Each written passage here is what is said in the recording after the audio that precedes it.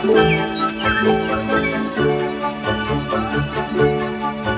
er noget sødt, ja næsten kært, hos ham hvis væsen var så voldsomt og så sært. Han virker rar, jeg er blevet som smør. Det er da mærkeligt, at jeg ikke så det før.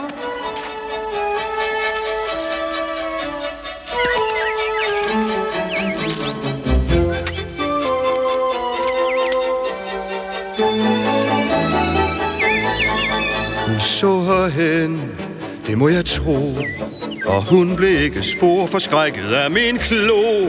Nej, jeg tager fejl, jeg må være skør, men hun har aldrig set på mig som lige før. Nu kan jeg knap bedømme, om han er et dyr eller måske prinsen fra mine drømme. Men han har nu noget, som jeg ikke før kunne se. Hvem skulle have troet? Nej, det er sandt. Hvem havde tænkt? Hvem kunne have vidst? Hvem havde gættet på, de fandt hinanden til sidst? Det er da pudsigt. Men vent og se, om han bliver mør.